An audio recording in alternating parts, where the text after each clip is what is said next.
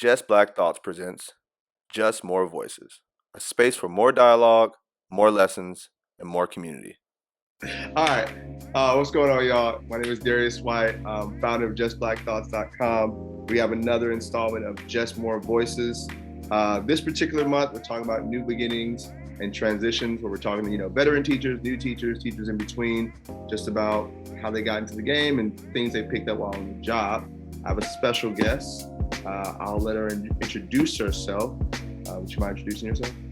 Yeah. My name is Chloe Gentile-Montgomery. I am a teacher teaching ethnic studies and U.S. history. And I'm also a poet. So starting out the school year. Yeah. Yes. There we go. Wearing multiple hats. Dope. Where do we want to start this? Tell us something good that's happening right now. Let's start there. What's good? What's happening inside the classroom, outside the classroom, in life in general? Talk to us. Something good. I actually bought a bike last weekend, so I've been going on more bike rides, and that has been very good because I have not been taking care of myself kind of since the school year started, and so that's been really fun. Yeah, it's pink too, so that's just like the cherry on top. You got a helmet? No, I need to buy one though. It's on my list. I've only ridden it 2 times, and both times I've been like, "Oh, I need a helmet." It's different around here. Gotta protect the noggin. Liabilities are real. Real. Especially down there. Tell us a little bit about how you got into teaching, or what drew you to the career. Yeah, so I actually kind of avoided it for a long time. I did not want to be a teacher. My mom is a teacher, and I was just like, they're very unappreciated. Like, it seems like a lot of work. I don't really know if I want to do that. But growing up, all my friends always said, like, oh, you should be a teacher. You do such a good job, like, explaining the homework to us, all that kind of stuff. But it wasn't until I went to college and I worked in an after-school program. And I had been doing like a bunch of other things. I was majoring in environmental science, and I was like, oh, I'm going to be a researcher and be a scientist. And just any job that I had that was related to that was super boring. And then I got this after school job working with 4th and 5th graders. And it brought me so much more joy than anything else that I was doing.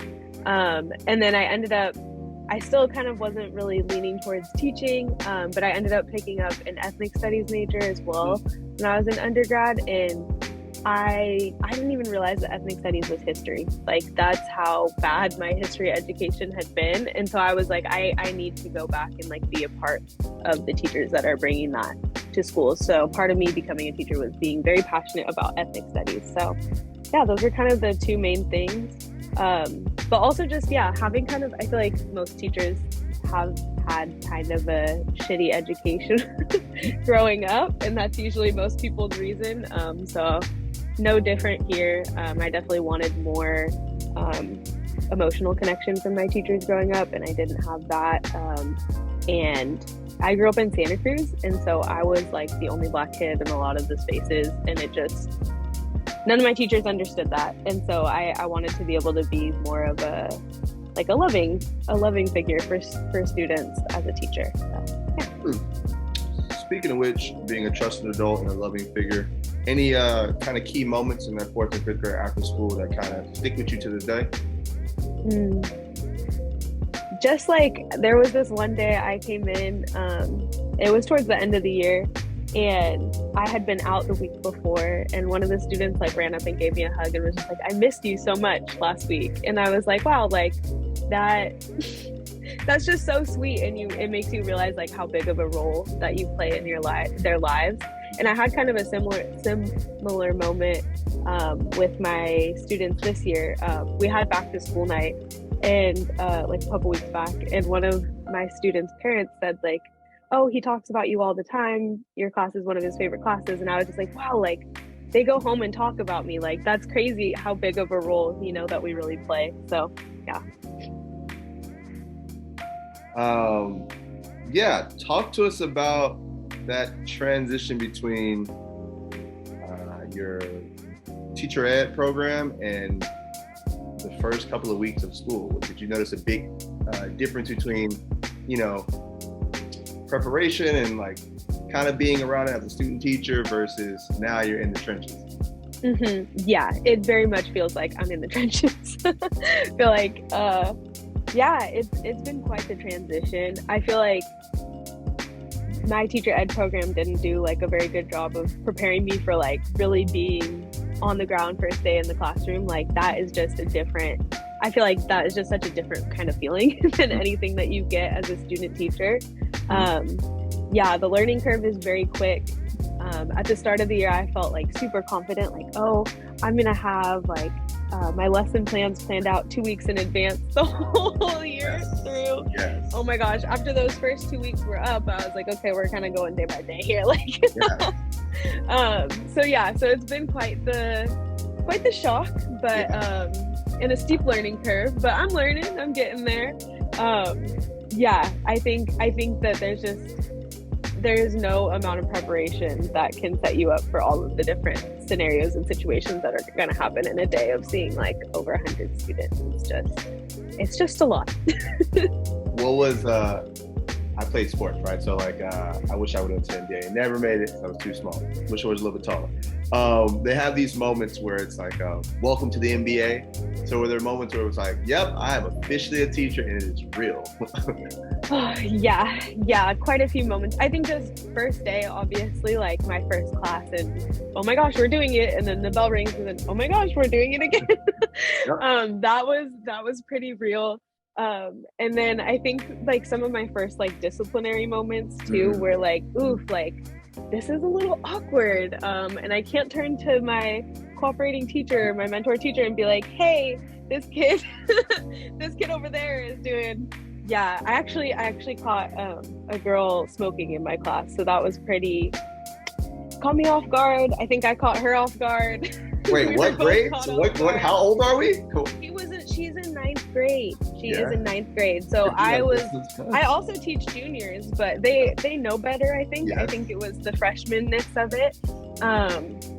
Yeah, and then she lied to my face like I didn't just see it, and I was like, the thing is, like, I have eyes in there working, and like I saw it, and like we're gonna talk about it. Like, I hate to break it to you, you can't do that. Like, so yeah. Hey, I had my student teacher year.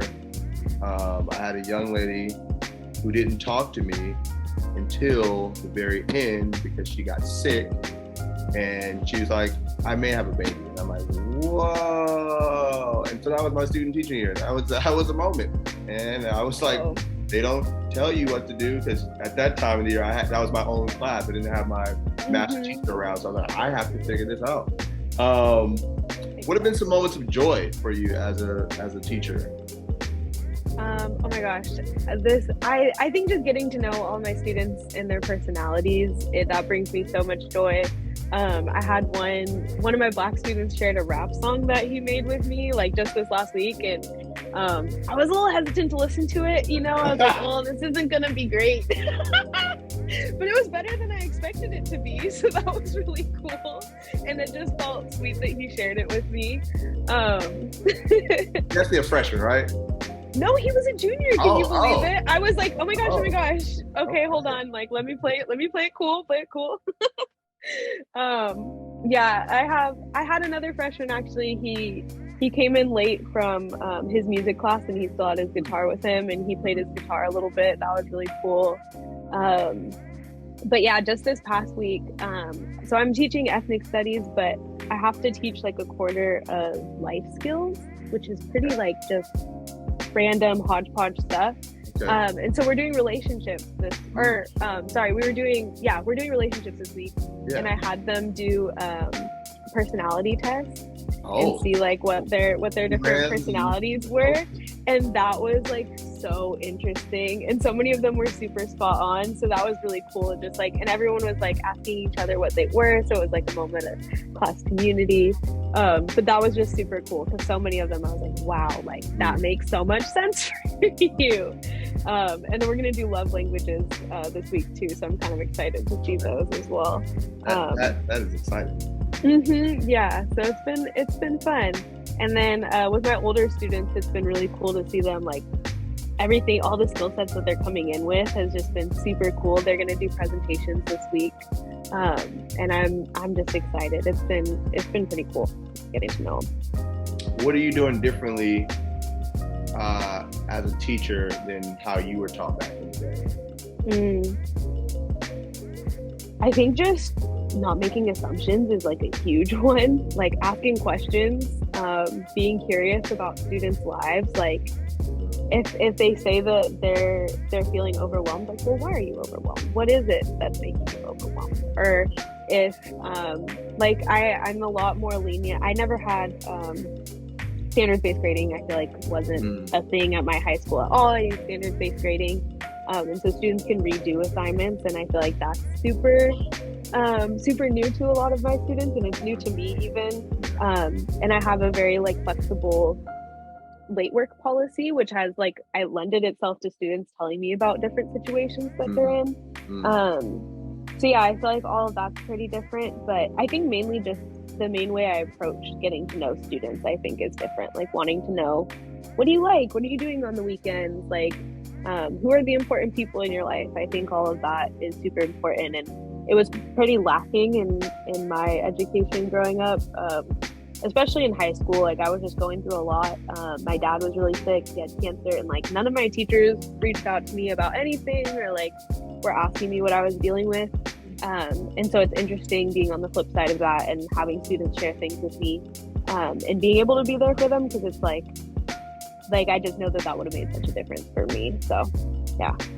What has it been like for you in that regard of emotional support? But how have you been, bordering into self-care? How have you been taking care of yourself while holding so much for the students? You know what I mean? Exactly. Yeah, it's a lot. And it's like, you have to have those boundaries with them too, of like, okay, well, there's what I'm responsible for, and yeah, I'm really grateful you're sharing that with me, but also, do you have a counselor? Like, are these other systems in place for you as well? Is the school doing its part to support you? But I think for me, like, trying not to take too much work home, it's so hard for me to like stop thinking about the students, but like trying to turn that off. Like, let's hear that. Tell us how that's been happening. Let's hear that. Like, it's so hard. Especially I had one student that was really frustrating me, like on the flip side of like not going through it, just frustrating, very privileged student. Yes. And I would go home and I'd just be like, we all have them. We all have them every This kid is driving me crazy. And I was like grinding my teeth in my sleep, like just like not, and I needed to stop thinking about it. And so I'm trying, like, it's not easy and it's not happening overnight for sure. But I've been trying to, like, when I catch myself stewing on something or like thinking about it, like, okay, like let's go do something else. Like, let's go pet my cat, or like let's go outside, or let's watch a stupid TV show. Like, just change the thought pattern, because it's a lot, and you're already working long days. You don't need to go home and keep working when you're not even working, like stop thinking about it. And even just trying to talk about other things too. Sometimes it's hard. Like, okay, what else did I do in my day today? Or like, what else was cool that doesn't have anything to do with my students or teaching? But I have, and I mean, it's my first year teaching. I've definitely been lacking on the self-care side of things. I always feel good when I do nothing, so that's good. But I've been trying really hard to not bring like grading home, and not bring physical work home, and I think that's been helping. Obviously, I have my laptop, and sometimes you gotta make a quick lesson plan for the next day. But I've been trying not to do more than that. Like, if I can't get it done in my preps, it's okay. Like, it'll get done at some point, or I'll catch up when I feel a little better.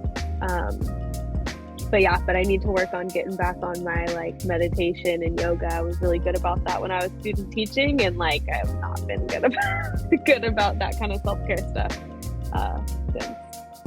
That is a game. I haven't gotten to my yoga tip. I am still these 10 to 11 hour days, and I'm like, why? The kids are gonna be fine. They're gonna be fine. Are there, I think you talked about a little bit of this earlier, are there any values that you kind of hold, or maybe some affirmations you have that kind of keep you grounded in the work? I think like I think an affirmation I think that I say a lot to myself in teaching is like, it's not about me. Mhm. Like, it's not about me, it's so much bigger than me. And I think that's something that also motivates me to teach, but also motivates me to take a step back at the same time, because it's like, it's such a huge picture for every single student, Yeah. and what kind of education they're getting and their experience, past experiences with the education system. Like, how a student is perceiving me or how I'm interacting with a student is a lot bigger than who I actually am or what I'm trying to bring to that student, or what I think I'm bringing to that student. You know, like, their perception can be completely different, and that doesn't necessarily have anything to do with me. But Mhm. also, because of that, like, I need to do my absolute best to like show them what education can be, and like teach them how to love education, if that makes sense. Like, I feel like there are so many negative experiences in the school system that, like, if I can make my class like a warm and fun place where like they want to be, that can help even just a little bit, even if that kid is still going to hate school forever, still not even maybe like my class. Like, if it gets them in the door, like, I think that that makes a big difference. But also it just helps me because sometimes when I'm having that really irritating student, I'm like, okay, bigger picture, like, this isn't just about me. Or like, just last week I have had a student that's been like kind of frustrating, and one of their teachers reached out to all of the teachers, and it's been like the same thing in every single class. And it's like, oh, okay, like, that's not, he's not just acting like that because I'm a new teacher, he's acting like that because that's who he is. Like, okay.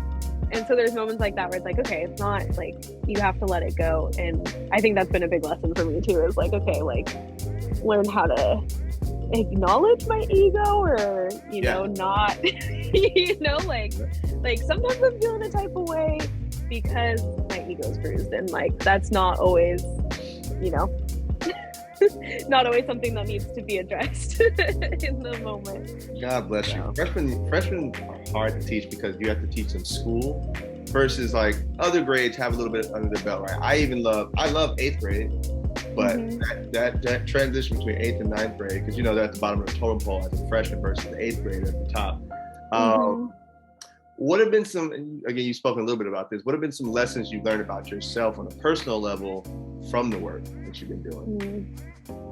I think something that I've learned about myself is that, like, I'm a major perfectionist, and it's like, it is hard for me to let things go, or hard for me to not take work home, or hard for me to say, okay, I said I was going to grade that, but like, oh, I'm tired, like,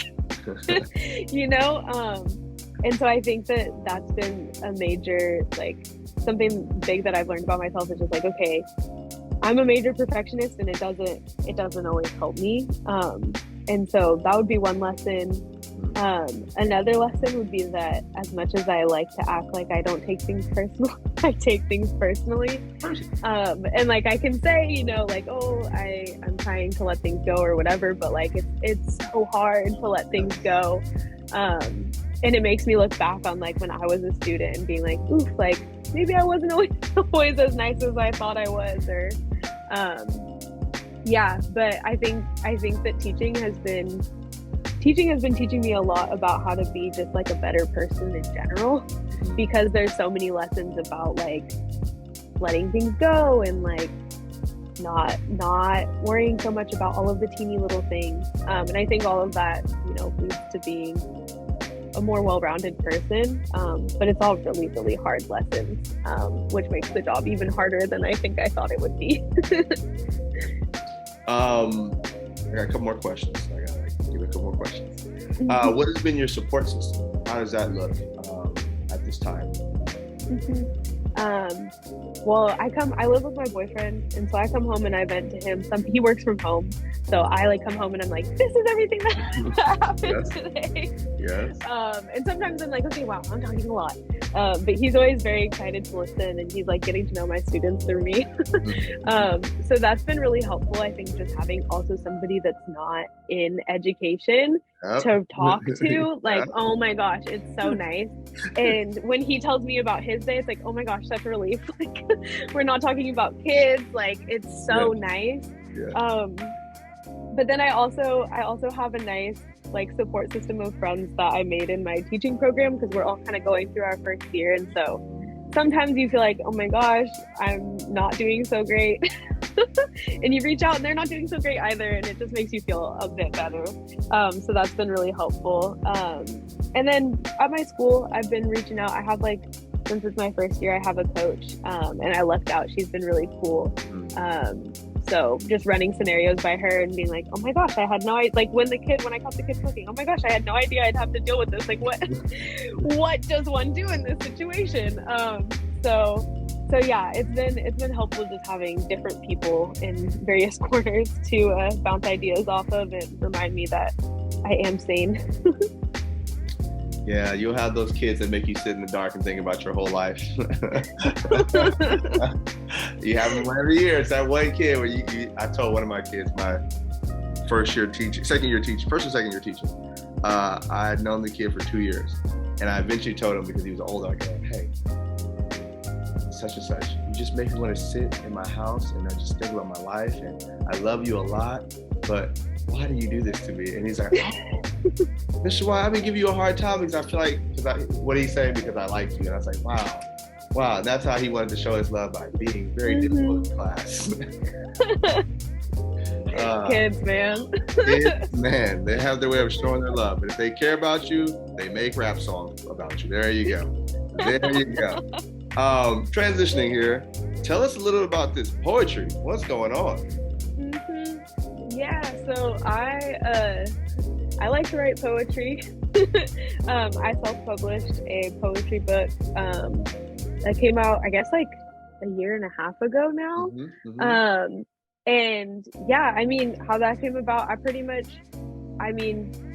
my dad passed away when I was in undergrad, and I kind of just started writing poetry to help me process through that. And it made me fall in love with poetry again. And I was just kind of reading through my journal that I had kind of accumulated over a couple years.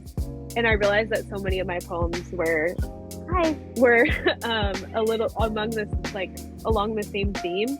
And I was like, wow, I just feel like so many people could benefit from reading this, because they were all about grief and reconnecting with ancestors, and finding just ways to still communicate. Like, I feel like I'm still able to remind myself that my dad's around and see him in different things like butterflies and all that kind of stuff. So I wrote a poetry book and I put it out, and it's been really fun, just kind of seeing people react to it, being able to go do poetry reading. I'm a part of a Writers of Color group in Santa Cruz as well. So being able to connect with other poets, that's been really, really cool. And just through that group, I've been able to connect with a lot of people of different ages. And that's been just really awesome to read other people's poetry and also get to share my poetry, mostly just with my community because I self-published it, but it's been really fun. Yeah. Can you give us the name of the book? Sorry. It's called Rustlings of the Spirit.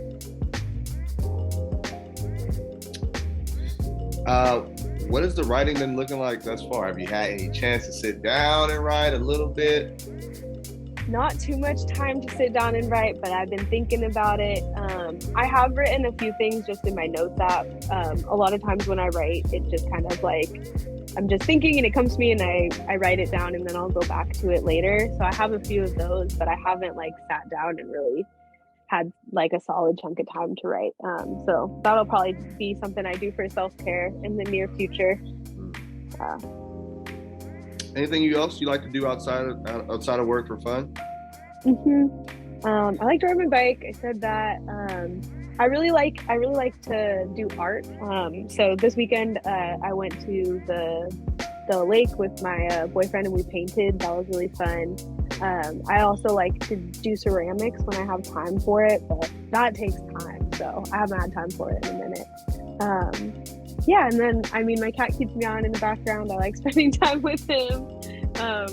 And I also like to garden. So yeah, lots of things, lots of hats. Painting, ceramics, gardening.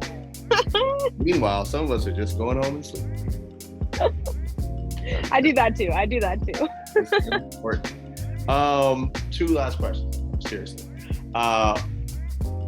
What do you hope to say after your first year of teaching? What are some things you hope to say about your first year of teaching once it's done?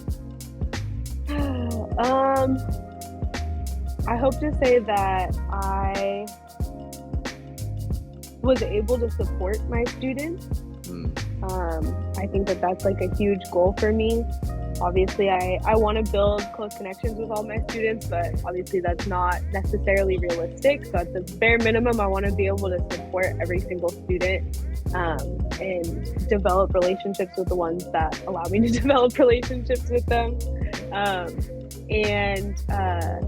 I'm teaching ethnic studies, so I hope that I'm able to teach ethnic studies and get these students to see things in a different way. It's a challenge teaching ethnic studies as a freshman class. And so, yeah, I just hope to be able to say that my students are more thoughtful at the end of the year, and more critical and more compassionate after learning ethnic studies. Yeah. Dope.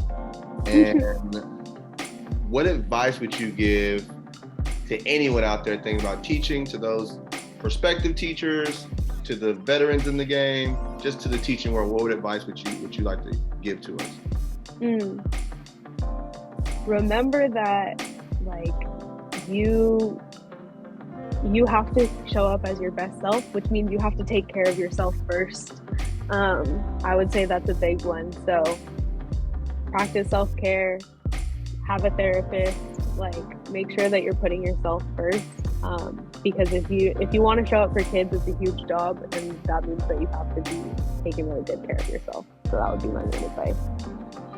Wish they were telling us that 10 or 11 years ago when I got in the game. They didn't say it to us. They just said, make sure you teach like a champion. I'm like, whatever that means.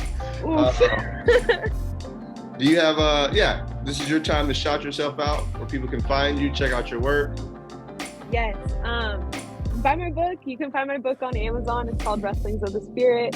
I have a website. It's my whole name, unfortunately, so that's a long name, Chloe Gentile-Montgomery.com, but check that out.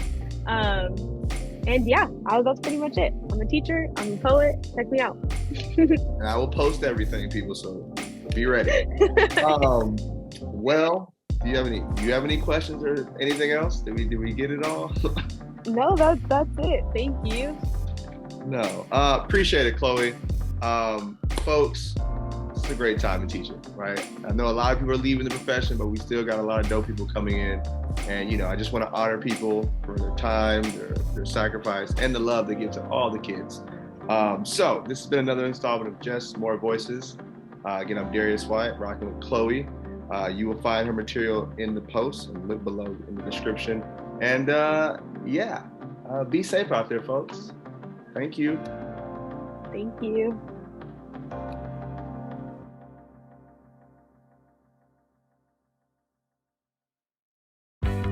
Hey, it's D. White, founder of JustBlackThoughts.com. If you haven't done so, hit subscribe on YouTube. Follow me at The Other English Teacher on Instagram and YouTube. Peace.